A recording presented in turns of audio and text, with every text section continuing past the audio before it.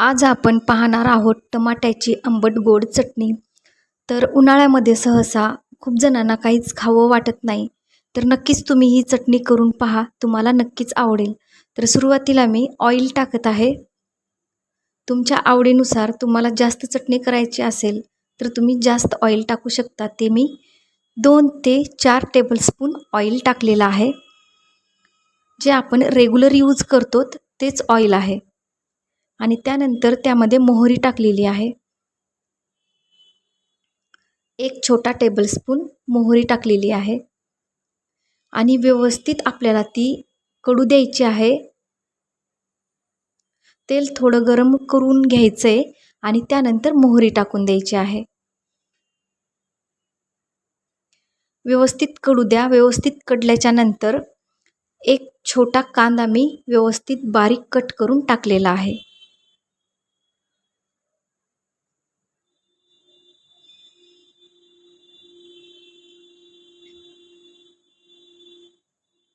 आणि हा कांदा आपल्याला ब्राऊन कलर होजेपर्यंत परतून घ्यायचा आहे.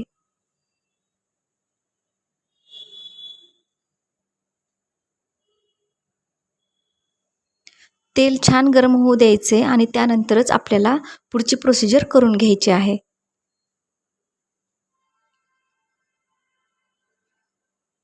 व्यवस्थित परतून घ्या. ज्यामुळं ना कंटिन्यू जर तुम्ही परतले नाही तर खालच्या साईडला जो कांदा असतो तो करपून थोडा करवट लागतो आणि फोडणी पण करवट लागते. तर त्यामुळं व्यवस्थित कंटिन्यू मिक्स करत राहा. हे बघा छान ब्राऊन कलरचा झालेला आहे, बघू शकता तुम्ही.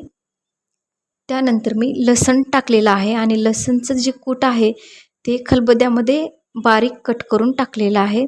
जास्त जाड पण नाही आणि जास्त पेस्ट पण केलेलं नाही आहे. व्यवस्थित मिक्स करून घ्या. लसण पण आपल्याला ब्राऊन कलरचा करून घ्यायचे. बघा छान तेल सुटलेलं आहे.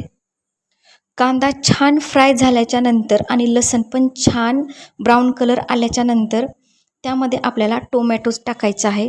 टोमॅटोज तुम्हाला पाहिजे तेवढे तुम्ही टाकू शकता. जेवढे तुम्हाला टोमॅटोज टाकायचे त्यानुसारच सुरुवातीला ऑइल टाकायचं आहे. तुम्हाला याहीपेक्षा जास्त टोमॅटो यूज करायचे असतील तर तुम्ही जास्त ऑइल यूज करा. त्यानंतर सगळं व्यवस्थित मिक्स करून घ्यायचं आहे आपल्याला. कमी आचेवर गॅस करा. व्यवस्थित मिक्स करून घ्यायचे आणि त्यानंतर आपल्याला चवीनुसार मीठ टाकायचं आहे. एकदाच जास्त मीठ नका टाकू. सुरुवातीला कमी मीठ टाका. ज्यामुळं जे टोमॅटोज टाकलेले आहेत कट करून त्याला पाणी सुटेल आणि ते व्यवस्थित शिजल्या जातील.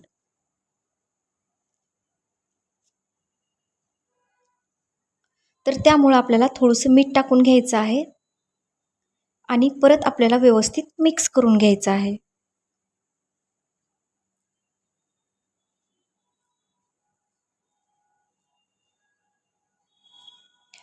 आणखी मी यामध्ये तिखट टाकलेलं नाही आहे. तिखट मी नंतरच टाकणार आहे. मी जशी पद्धतीनं तुम्हाला चटणी सांगितलेली आहे तशा पद्धतीनं करा. अप्रतिम होते आणि केल्याच्या नंतर कशी झाली कमेंट करून सांगायला विसरू नका. बघा मीठ टाकून घेतले, त्यानंतर व्यवस्थित मिक्स करून घेतले आणि त्यानंतर आपल्याला थोड्या वेळासाठी बंद करून ठेवायचं आहे झाकण. हे बघा झाकण उघडले, मस्त तेल सुटलेलं आहे, बघू शकता तुम्ही. या ठिकाणी जर तुम्हाला कमी तेल वाटत असेल तर तुम्ही परत थोडंसं 1 to 2 टेबलस्पून ऑइल टाकून घेऊ शकता. आणि दुसरी गोष्ट म्हणजे आपल्याला कंटिन्यू असं प्रेस करत राहायचे. जे टोमॅटोज आहेत जसं की आपण टोमॅटो सॉस करतो, जसं की पूर्ण पतलं असतं तर तसं आपल्याला पूर्ण टोमॅटो ग्रेव्हीसारखं एकदम प्रेस करून पूर्ण पतलं करून घ्यायचं आहे. जसं की टोमॅटोचा जो गर असतो तो पूर्ण काढायचा आहे आणि पूर्ण एकजीव करायचा आहे. ज्यामुळं ही सॉससारखी आणि एकदम मस्त आंबट गोड चटणी लागते. पूर्ण बारीक केल्याच्या नंतर पूर्ण ग्रेव्ही काढल्याच्या नंतर पूर्ण जे सॉससारखं आपण बघा मी जसं करत आहे अशा पद्धतीनं पूर्ण केल्याच्या नंतर आपल्याला पूर्ण मसाले टाकायचे आहेत. तर त्या मसाल्यामध्ये काळा मसाला असतो जो आपण भाजीला डेली यूज करतो तो काळा मसाला, त्याच्यानंतर थोडीशी हळद आणि लाल तिखट आपल्याला टाकायचं आहे. आणि चवीनुसार तुम्ही जर मीठ सुरुवातीला कमी टाकला असेल तर चवीनुसार मीठ पण टाकून घ्या आणि व्यवस्थित मिक्स करून घ्या. तर बघा मी सुरुवातीला काळा मसाला टाकलेला आहे, त्यानंतर लाल तिखट टाकत आहे. आणि तुम्हाला इथं थोडीशी साखर म्हणजे टाकावी वाटत असेल तर तुम्ही थोडी साखर पण टाकू शकता. तुम्हाला जर जास्त आंबट आवडत नसेल तर थोडंसं गोड, तिखट आणि आंबट पाहिजे असेल तर तुम्ही साखर टाकू शकता. बघा परत आपण तीच प्रोसिजर करत आहोत. पूर्ण गर काढून झालेला आहे. बघा व्यवस्थित बारीक ग्रेव्हीसारखं पूर्ण मी प्रेस करून पतलं केलेलं आहे. अशा पद्धतीनं करा, नक्कीच तुम्हाला चटणी आवडेल. परत आपल्याला 1 ते 2 मिनटासाठी झाकून ठेवायचे, याला तेल सुटू द्यायचे व्यवस्थित आणि त्यानंतर व्यवस्थित एन्जॉय करा. नक्कीच तुम्हाला चटणी आवडली असेलच. सबस्क्राईब करायला विसरू नका, लाईक करा, शेअर करा आणि कमेंट करायला विसरू नका. यानंतर आपल्याला थोड्या वेळासाठी झाकून ठेवायचे, जास्तीत जास्त 1 मिनिट झाकून ठेवायचे. त्यानंतर मस्त तेल सुटेल बघा. वाव, मस्त चटणी झालेली आहे. स्मेल पण खूप छान येत आहे. नक्कीच ही चटणी ट्राय करा. चला भेटूयात पुढच्या व्हिडिओमध्ये.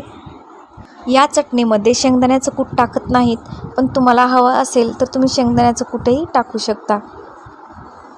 तर मस्त राहा, मजेत राहा, एन्जॉय करा, आनंदी राहा आणि माझे नवीन नवीन अशीच रेसिपी पाहत राहा. भेटूयात पुढच्या व्हिडिओमध्ये.